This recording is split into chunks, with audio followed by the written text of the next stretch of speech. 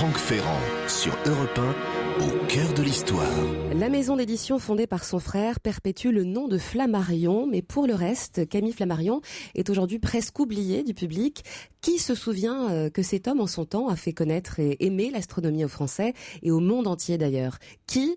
Franck Ferrand, par exemple, et il a choisi de nous en parler aujourd'hui sur Europe 1. Bonjour Franck. Bonjour Julia, bonjour à tous. Il y a quelques années, j'ai découvert la maison de Camille Flammarion, son observatoire privé à Juvisy-sur-Orge, et ça m'a donné envie d'en savoir davantage sur ce grand monsieur, le maître de la vulgarisation astronomique. Dites-vous que son Astronomie populaire, édité en 1879, a été l'un des livres les plus vendus de l'époque.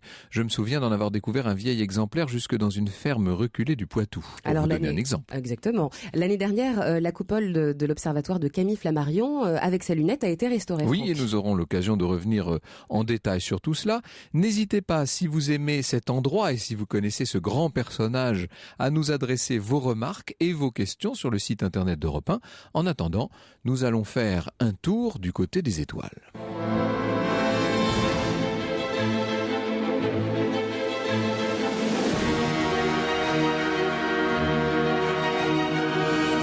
De 13h à 14h sur Europe 1, au cœur de l'histoire. Franck Ferrand.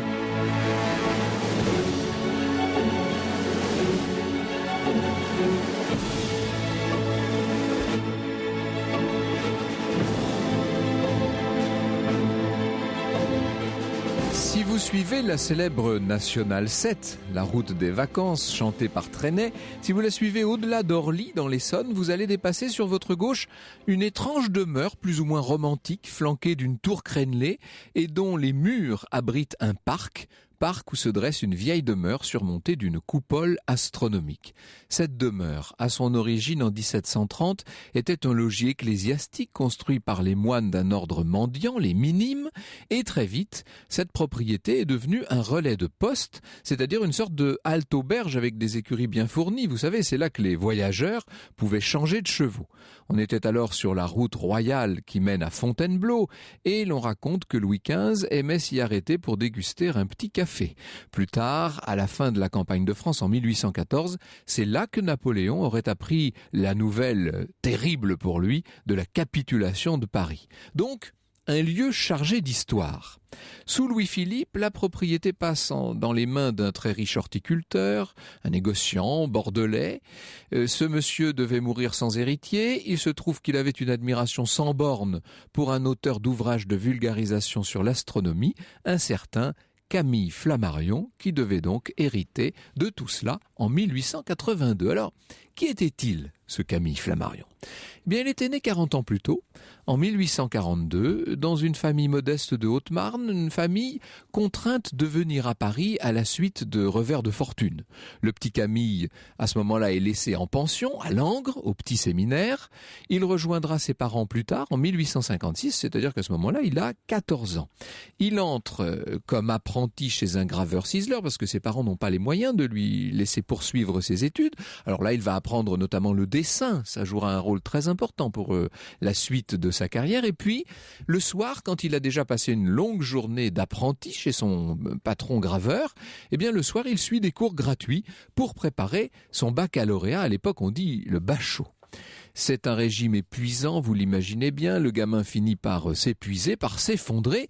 Or, le médecin qui va le traiter est intrigué par ce jeune homme qu'il trouve absolument passionné de cosmologie. Il a de longues conversations avec lui sur l'astronomie, il se rend compte que ce jeune homme est un puits de science.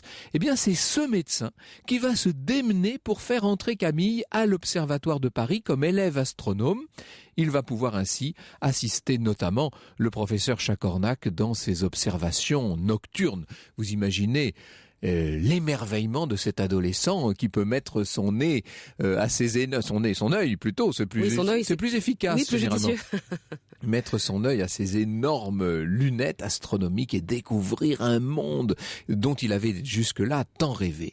Il faut vous dire que tout ça ne fait qu'exacerber la réflexion, certes, mais aussi l'imagination exaltée de ce jeune homme qui, en 1862, c'est facile à calculer, en 1862, il a 20 ans seulement, il fait paraître paraître un ouvrage intitulé « La pluralité des mondes habités ». Et là, on peut dire que c'est un scandale terrible, un scandale qui du reste va lui coûter son poste à l'Observatoire, car Camille Flammarion, réfléchissant sur l'immensité de cet univers dont il commence à explorer les arcanes, se dit qu'il y a forcément d'autres mondes habités. C'est la première fois, en quelque sorte, c'est pas la première fois d'ailleurs, mais il est un des premiers scientifiques à envisager l'existence d'extraterrestres. Alors il se pose des questions dans son livre. Qui sont-ils, dit-il? Quelles espèces d'êtres peuvent éclore sur les autres terres? Comment sont organisés nos collègues de Mars et des autres mondes? Certains habitants sont peut-être complètement arriérés. Ailleurs, ils peuvent être peuplés par des esprits supérieurement évolués. Ce que nous devons considérer sous un aspect général, c'est parmi les milliards de planètes, des millions de mondes habités, des légions d'êtres inconnus enfantés par les forces de la nature et absolument différents de tout ce qui existe sur Terre. Qui sait, se demande plus loin le jeune Camille Flammarion, pendant que nous discourons, peut-être que les habitants de la Lune sont là, nous contemplant de leur séjour et préparés depuis longtemps à entrer en correspondance avec nous. Nous savons, nous, depuis longtemps qu'il n'y a pas d'habitants sur la Lune, qu'il n'y a pas de vie sur Mars, mais on peut toujours se demander, évidemment, où sont les autres habitants de l'univers. À l'époque, ça fait scandale et je vous dis que pour le jeune homme, c'est le début d'une première partie de carrière.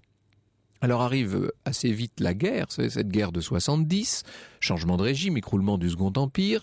Peu après cette guerre, en 74, Camille épouse Sylvie Petiot.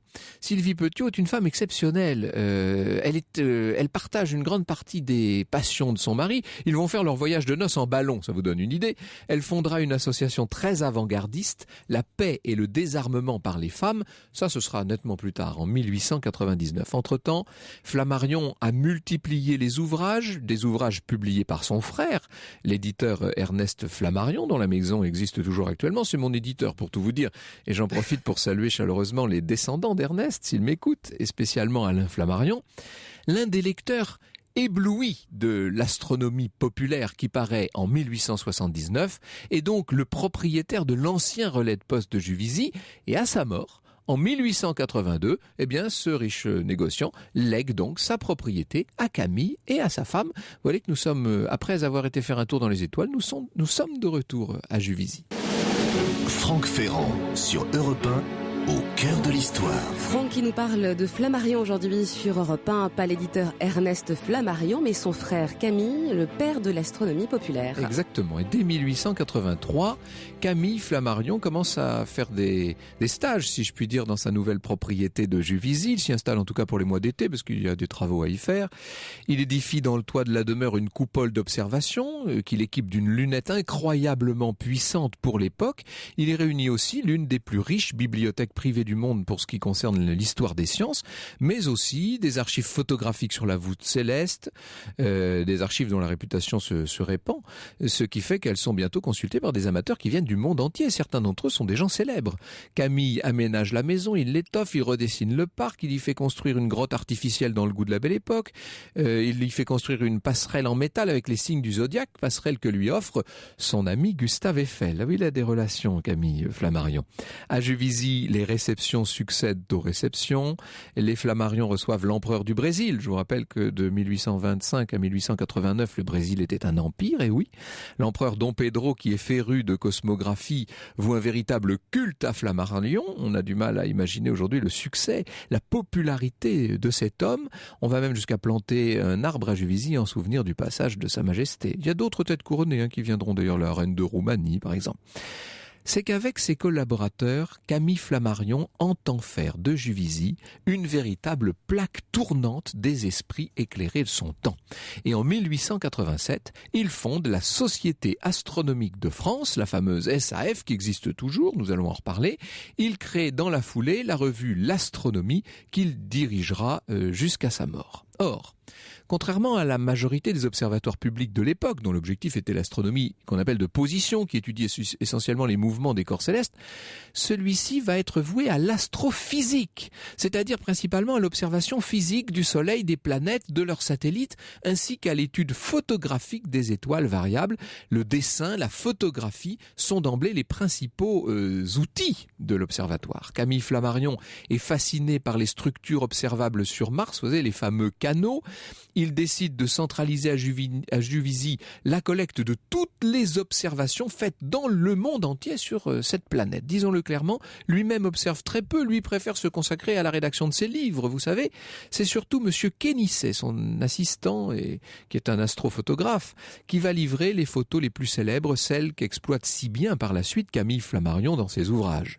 On peut dire que les deux hommes sont très complémentaires, l'un est aux instruments, l'autre à la plume, ce qui permet d'étendre rapidement la notoriété de l'observatoire au-delà des frontières de la France. Et parmi les travaux les plus célèbres effectués à Juvisy, il faut citer la découverte de 2 comètes et l'observation de taches en rotation sur Septurne. Tout ça confirme les observations de Williams. Vous voyez qu'à Juvisy, on s'affaire, on lit, on classe, on relève, on dessine, puis on observe, on est toujours dans les étoiles. Coup dur, en 1919, le grand auteur perd son épouse, Sylvie, qui est emportée par la grippe espagnole. Il va très vite se consoler dans les bras de Gabrielle Renaudot, qui était son assistante, elle a 35 ans de moins que lui. C'est elle qui va soutenir et seconder Camille de manière exemplaire jusqu'à sa mort en 1925. À ce moment-là, elle hérite le domaine, elle continuera à vivre à Juvisy jusqu'en 1962 et lèguera alors la propriété et tout ce qu'elle contient à la Société astronomique de France, ce qui paraît logique. Hélas, on peut dire que la charge des lieux est très lourde. L'observatoire perd peu à peu de son intérêt avec la densification urbaine et les éclairages urbains, vous savez, qui fait qu'on observe moins facilement la voûte céleste depuis les villes. Et peu à peu, l'observatoire va connaître toutes sortes de vicissitudes sur lesquelles nous allons revenir dans un instant. Car c'est une chance et quasiment un miracle. Les lieux, après avoir été longtemps délaissés, très mal en point, je peux en témoigner, j'ai vu l'ampleur des dégâts, eh bien ces lieux peu à peu sont revenus au jour. Je vous dis que des restaurations sont en cours. La lunette a été sauvée notamment grâce au dévouement d'une association des amis de Camille Flammarion, dont le président et le vice-président sont avec moi dans ce studio. Nous allons les retrouver dans un instant. Voir conditions en magasin et sur decathlon.fr. L'histoire sur Europe 1, c'est avec Franck Ferrand. Le maître de la vulgarisation astronomique est à l'honneur aujourd'hui sur Europe 1. Nous nous intéressons, Franck, à Camille Flammarion. Eh oui, Camille Flammarion, vous savez, quand dans les années, je sais pas, on peut dire jusqu'à la dernière guerre, quand vous parliez de Camille Flammarion, il était au moins aussi connu que l'est par exemple aujourd'hui un Hubert Reeves, et même probablement davantage. Et puis peu à peu, évidemment, sa notoriété s'est un peu estompée, et ce manuel extraordinaire est tellement répandu, cette astronomie populaire qu'il avait fait paraître à la fin du 19e siècle, est tombé peut-être pas tout à fait dans l'oubli, mais enfin n'est plus aujourd'hui évidemment l'ouvrage de référence qu'il a pu être. Alors j'ai la chance de recevoir autour de cette table, nous sommes en bonne compagnie, Julia, il y a du monde autour de cette table. Nous avons le président Laurent Veil et le vice-président Gérard Dufour de l'association des amis de Camille Flammarion, une association extrêmement active qui organise toutes sortes d'événements. Nous allons y venir dans un instant. Et puis on n'imaginait pas une émission sur un vulgarisateur scientifique sans la présence d'Alain Sirou. Vous imaginez ça? Bonjour Alain, merci d'être avec nous. Bonjour les amis, bonjour à tous. Vous avez lu, vous, quand vous étiez petit, Camille Flammarion? Mais c'est extraordinaire, quand je me suis intéressé au ciel et que j'ai regardé pour la première fois Saturne, je suis tombé sur 2 livres de Flammarion. Il y avait l'astronomie populaire, j'ai plongé dedans, et puis il y avait un autre ouvrage qui m'a laissé très perplexe, qui s'appelait Les maisons hantées de Camille Flammarion. Alors voilà, oui, parce que on va y venir tout à l'heure, mais le personnage était un esprit extrêmement curieux, très ouvert à toutes sortes de domaines. Alors j'ai parlé, moi, de sa foi dans les extraterrestres, mais il avait aussi une véritable passion pour le spiritisme. Néanmoins, ce sont bien, rassurez-nous, les astres qui avant tout le captivaient. Absolument, mais il voyait dans les astres des choses qui sont extrêmement contemporaines. Quand vous parliez de pluralité des mondes habités, c'est une question aujourd'hui qui est la question de l'astronomie fondamentale. C'est-à-dire que ces derniers mois, on a découvert qu'il existe pratiquement autour de chaque étoile des systèmes planétaires et donc des terre potentielle puisqu'elles sont pour une part dans ce qu'on appelle la zone habitable, là où il fait ni trop chaud ni trop froid. Et donc la question fondamentale, c'est existe-t-il de la vie sur ces planètes et je veux dire, le ciel est-il peuplé d'habitants comme se posait Flammarion la question au 19e siècle. La seule petite erreur de Camille Flammarion, c'était d'imaginer une vie peut-être un peu trop proche de nous. Oui. Il imaginait l'existence de Séléniens, c'est-à-dire d'habitants de la Lune. Bon, ça, on sait qu'il n'en est rien.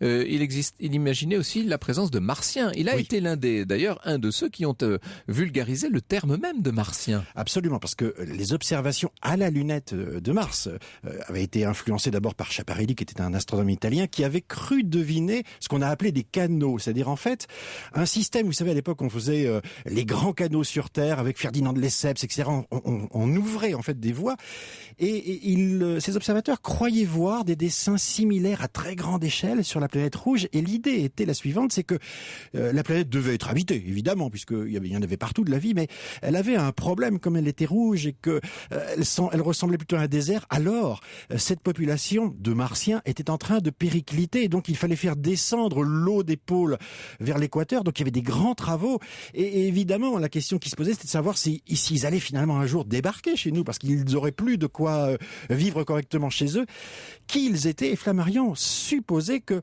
ce pouvait être, je dirais, non pas nos réincarnations, mais que les âmes des terriens, finalement, pouvaient être transcendées, pouvaient voyager dans l'espace, habiter d'autres planètes, et pourquoi pas sur Mars. Donc la question n'est pas de savoir si les Martiens existaient, c'était comment entrer en contact avec eux, comment ils vivaient, est-ce qu'ils étaient supérieurs à nous.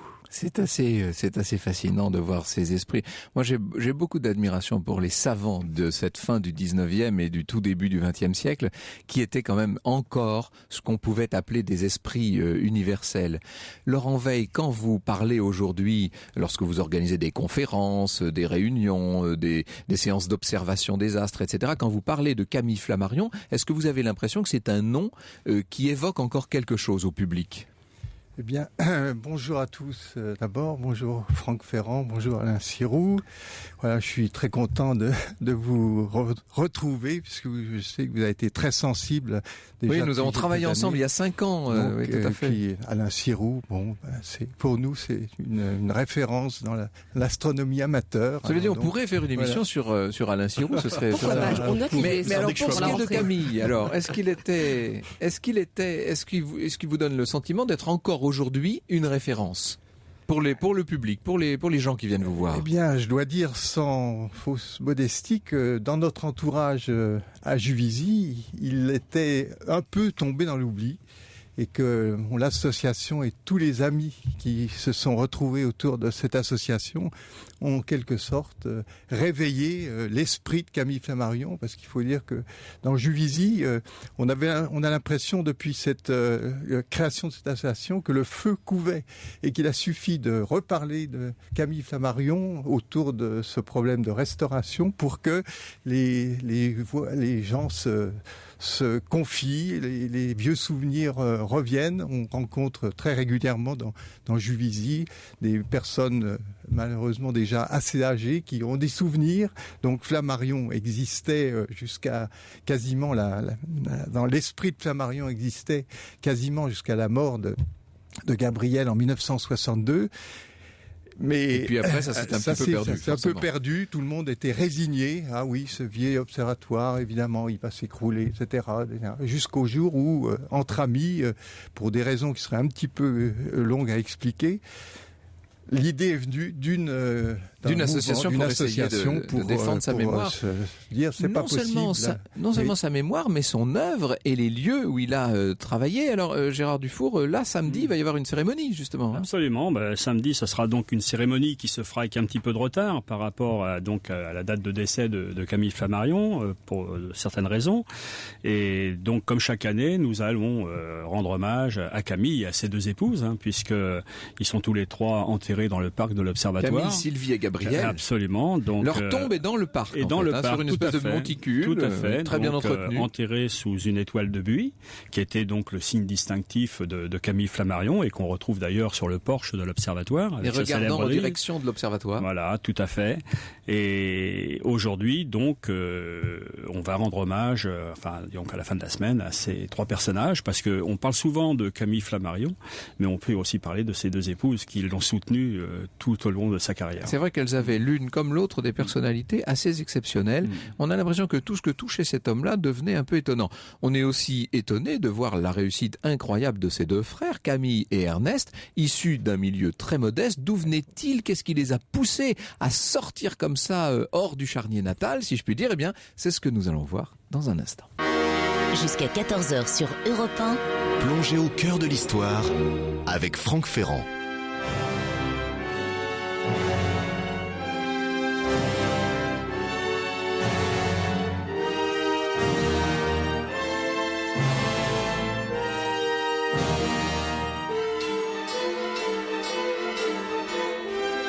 Saturne sur Europe 1, extrait des Planètes composées par Gustave Holst. Nous parlons de Camille Flammarion, Franck. Oui, c'était un peu l'occasion jamais. Voilà. On s'est dit que les planètes, on aime bien en plus parce que ce sont des musiques prenantes, très qui prenantes. nous en prennent, oui. Alors, je suis en compagnie du président et du vice-président de l'association des Amis de Camille Flammarion et de notre Alain Sirou national qui connaît non seulement Camille Flammarion, mais tout son œuvre et au-delà de l'œuvre, ce dont il parlait. Est-ce qu'il se trompait beaucoup? Est-ce que la science a fait des progrès depuis cette époque? Énorme, absolument énorme. Mais Flammarion, c'est un personnage tout à fait extraordinaire. Moi, je le compare à un cristal à multiples faces. C'est-à-dire que vous pouvez essayer de l'attraper, mais vous pouvez pas le décrire vraiment tellement la curiosité, la passion, je dirais tout ce qui l'excitait sur le plan intellectuel a été des voies dans lesquelles il s'est engagé. Pour vraisemblablement, c'est quand même le premier journaliste scientifique. C'est-à-dire, je le définirais pas comme un astronome, parce qu'il a fait de l'astronomie, il a travaillé en tant qu'astronome, mais ça n'a pas été une voix, c'est pas l'auteur d'une découverte, mais c'est quelqu'un qui a fait découvrir à la société française d'abord et puis au monde ensuite, le monde de l'astronomie qui était un monde de calculateurs, de gens qui faisaient des équations, essayaient de trouver des positions, etc. Il a donné une flamme, une puissance évocatrice sur le sens. Qu'est-ce qu'on fait là ? D'où ça vient? Est-ce qu'il y a autre chose ailleurs qui est du domaine, je dirais presque de la foi, en tout cas de la passion, de la conviction, et il a trouvé les mots de l'auteur pour l'exprimer. C'est ça. Il avait vraiment un sens de la transmission qui est hors du commun. Alors, qu'est-ce qui l'a amené, Gérard Dufour, à s'intéresser aux astres? On peut dire que rien a priori comme ça dans son milieu familial, dans sa petite enfance, rien ne l'y disposait. Eh bien, il y a un événement qui va l'orienter vers l'astronomie, c'est l'éclipse de 1847. C'est une éclipse annulaire. Il a 5 ans à l'époque, et il va observer pour la première fois une éclipse à Montigny-le-Roi. Et là où on est un petit peu étonné et à la fois admiratif, c'est que la maman, on est en pleine province, on est au 19e siècle, il y a peu de gens qui savent lire et écrire. Eh bien, la maman a idée de mettre un seau d'eau dans la cour pour que les enfants puissent observer l'éclipse sans se faire mal aux yeux. Et c'est comme ça que Camille Flammarion va observer sa première éclipse. À partir de là, il va n'avoir de cesse de savoir pourquoi, qu'est-ce qu'une éclipse, mais surtout, comment a-t-on pu prévoir cette éclipse ? Comment a-t-on su qu'il y allait avoir une éclipse? Et il va tarabuster son maître d'école pour avoir tout un tas de livres pour comprendre et pour savoir. Voilà. S'il avait pu mener des études normales, on peut penser qu'il aurait eu une carrière peut-être un peu plus orthodoxe. Enfin, quand je dis orthodoxe, un peu plus classique en quelque sorte, Laurent Veil. Eh bien, c'est assez extraordinaire le parcours. Moi, j'en reviens pas du parcours de l'éducation de Camille Flammarion. Comme vous le disiez, il est parti de presque rien. Il est arrivé à Paris avec ses parents qui lui ont dit il faut se débrouiller. On n'a plus rien. Parce que ses parents n'avaient vraiment pas de moyens. Il était ruiné à Montigny-le-Roi pour des raisons diverses. Donc il arrive à Paris et là il s'éduque tout seul. Il a même pas 16 ans. Enfin, s'il a 16 ans. Il est passionné, il a envie d'apprendre. Il est obligé. C'est un autodidacte quand même au départ. Il est obligé de faire un métier pour gagner 3 sous. C'est un acharné. Il a décidé de travailler, de s'instruire dans tous les domaines. Et c'est comme ça qu'il se forge sa stature scientifique, littéraire, qui est absolument extraordinaire. Il est très très jeune, il est reconnu dès 25 ans, il est reconnu comme étant possiblement un pédagogue des sciences. Il est reçu par Victor Duruy, qui a énormément de respect pour ce jeune par rapport à l'âge déjà respectable de ce ministre. Voilà. Je parlais, Gérard Dufour, de ce médecin qui l'avait aidé, Absolument, en quelque sorte, à entrer le docteur Fournier, à entrer à l'Observatoire de Absolument, Paris. Absolument. Ça a dû être extraordinaire pour lui. Ça. Extraordinaire, puisque comme vous l'avez souligné au début de votre émission, il tombe malade d'épuisement. Évidemment, une journée qui n'était pas de 8 heures à l'époque, mais plutôt de 10 ou 12 heures par jour, plus l'envie de travailler le soir. Il ne pouvait pas supporter cela longtemps. Et donc, effectivement, il est alité pour épuisement. Le docteur Fournier le veille, mais ce docteur Fournier, pour passer le temps, aperçoit un gros manuscrit sur sa commode et il va commencer à le compulser. Et c'est un livre qui fait état de tout ce qu'on pouvait connaître à l'époque au niveau de l'astronomie, la paléontologie, l'archéologie, un condensé de 500 pages quand même. Hein. Et tout ça agrémenté de superbes dessins. Et lorsque Camille reprend ses sens, bien sûr, le médecin va commencer par s'inquiéter de sa santé, mais il va lui dire, mais c'est quoi ce livre que vous avez ? Et Camille de lui répondre, c'est moi qui l'ai écrit, et effectivement, il n'a que 16 ans. Donc ça suppose qu'on se démène un peu pour l'aider. Donc là, le docteur Fournier dit, mon jeune ami, là, je peux pas, avec une telle connaissance et une telle volonté, je peux pas vous laisser comme ça, et je vais m'arranger pour que vous puissiez avoir votre bac. Alors, il suivait déjà des cours à l'association polytechnique le soir, et puis il le présente aussi en même temps à Urbain Le Verrier, qui est le directeur de l'Observatoire de Paris. Un esprit d'une grande curiosité, Camille Flammarion. Il aimait bien les femmes aussi. On va dire qu'il avait une gourmandise de la vie, d'une façon générale. Alors ça, c'est sans doute la face cachée la plus originale du personnage. Alain Sirot. Il y a plein de petits détails. En fait, c'est extrêmement difficile de savoir ce qui s'est passé. Simplement, il y a des petits détails, on peut en distiller quelques-uns. Par exemple, quand il se fait photographier par Nadar, pour l'atelier Nadar, en tout cas pour les ouvrages, etc., on voit plusieurs images. Alors, avec la barbe, sans la barbe, avec la moustache, avec les cheveux d'un côté, d'un autre. On voit bien que il est très soucieux de son apparence. Et petit à petit, il se dessine comme étant l'image idéale du savant de l'époque. C'est un peu le professeur Nimbus, mais volontaire. Bon, et clairement, la première femme de Flammarion était une femme un peu plus âgée que lui, mais qui vivait avec un médecin beaucoup plus âgé, et il est tombé amoureux, clairement. C'était un coup de foudre, mais on voit petit à petit chez Flammarion qui tenait salon scientifique, salon littéraire, qui permettait de rencontrer les personnalités, de montrer le ciel à partir du balcon juste à côté de l'observatoire. Donc ça devient vraiment un lieu de mode fréquenté, etc. Il rencontre beaucoup de jeunes femmes, que parler des étoiles, des comètes, aux femmes lui attire beaucoup de sympathie. Et je dirais que on soupçonne aujourd'hui que dans l'énorme bibliothèque de Flammarion, il y avait des ouvrages licencieux dont on ne sait pas exactement où ils sont passés, mais la rumeur court. Maintenant, après, scientifiquement, il faudra le prouver. Le pouvoir du savoir ou la connaissance comme instrument de séduction, voilà un bien beau programme. Franck Ferrand sur Europe 1. Au cœur de l'histoire. Je rappelle que nous nous intéressons cet après-midi sur Europe 1 à Camille Flammarion, toujours en votre compagnie, Franck, et celle de vos invités. Et oui, et j'ai entre les mains la biographie de Camille Flammarion par Philippe de la Cotardière et Patrick Fuentes. C'est édité évidemment chez Flammarion, c'est un peu la moindre des choses, vous avouerez. Et justement, Patrick Fuentes, qui est membre de la Société astronomique de France, est avec nous en ligne. Bonjour Patrick Fuentes. Bonjour à tous. Merci d'être avec nous. Alors, j'aurais aimé qu'avec vous, nous évoquions un certain nombre d'aspects un peu inattendus de la personnalité de ce Camille Flammarion, dont on a compris qu'il était loin de se contenter, ça n'était pas un savant triste, hein, c'est le moins qu'on puisse dire. Il faut dire d'abord qu'il avait un sens aigu de la nature. C'est très important, ça. Il suffit d'ailleurs de se promener dans le jardin de Juvisy pour s'en convaincre. Oui, il faut voir que Camille Flammarion est avant tout un homme de la campagne. Hein. Il est né à Montigny-le-Roi, donc c'est en pleine campagne. Et donc, il a été élevé par son grand-père, qui l'a amené dans les champs, etc. Et il a gardé de son origine, à vrai dire, cet amour de la nature. Et quand il récupère l'observatoire de Juvisy, ce qui va devenir l'observatoire de Juvisy, il va en faire, à vrai dire, un véritable parc de la nature, avec différentes sortes de fleurs. Enfin, il va essayer d'en faire vraiment une source de son inspiration écologique, en quelque sorte. Nous avons dit à quel point il était un esprit curieux, ouvert sur d'autres disciplines. J'ai carrément tout à l'heure prononcé le mot spirit. Est-ce que c'est excessif ? C'est excessif, oui, parce qu'il a, au départ, il s'est laissé entraîner quand il était jeune, quand il avait 18 ans, par par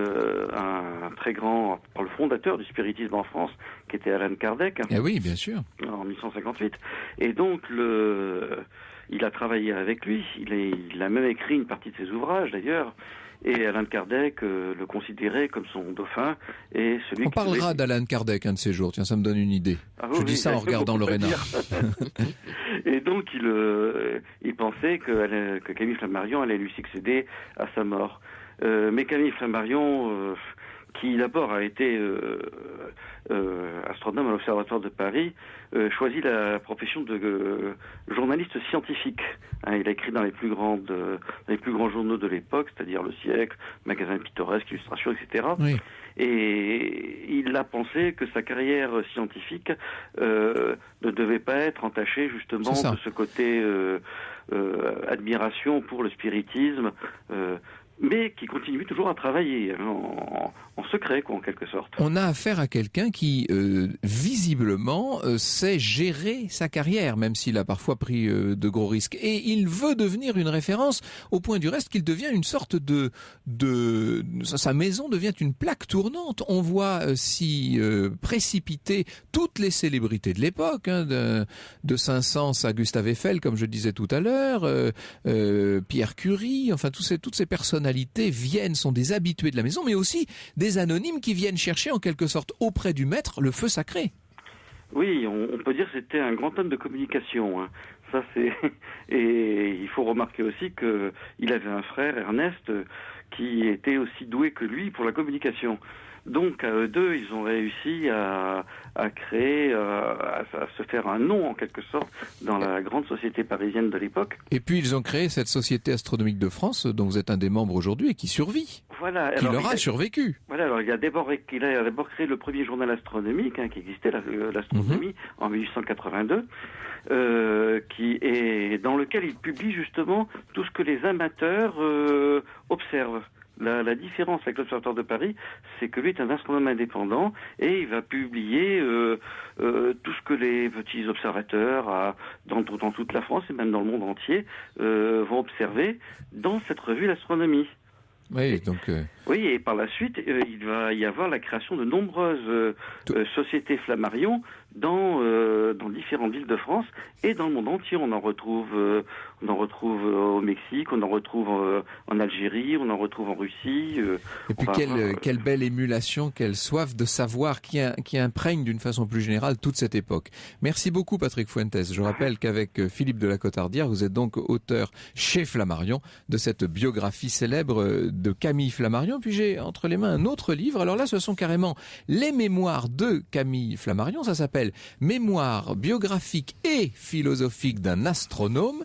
C'est réédité, alors il y a écrit toujours Ernest Flammarion éditeur, mais c'est une édition que vous avez suscitée avec l'association des amis, tout à fait. Laurent Veil.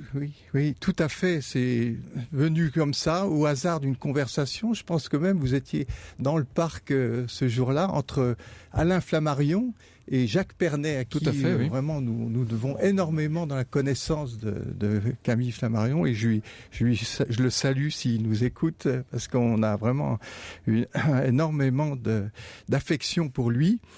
Alors ce livre, Jacques Pernet suggère à Alain Flammarion, au détour d'une allée du parc, est-ce que vous pourriez refabriquer ces mémoires qui sont épuisées? Et Alain Flammarion dit, pourquoi pas? Et 2 ans plus tard, Alain Flammarion nous envoie 200 exemplaires de cet ouvrage qui est diffusé largement et avec grand bonheur. En un mot, Gérard Dufour, on peut visiter l'observatoire de Juvisy ? Ah bien sûr, aujourd'hui l'observatoire peut être visité, bien entendu. Il n'y a aucun problème de ce côté-là. Il suffit donc de prendre rendez-vous auprès de l'association. C'est un conseil que je donne à nos auditeurs car c'est un très bel endroit. Merci à vous deux, non seulement d'être venus, mais de faire connaître ce personnage extraordinaire, Camille Flammarion. Et merci Alain Sirou, j'ai envie de dire à la prochaine fois. À bientôt. Comme on dit ailleurs, bravo, merci, à la prochaine fois. Salut Alain.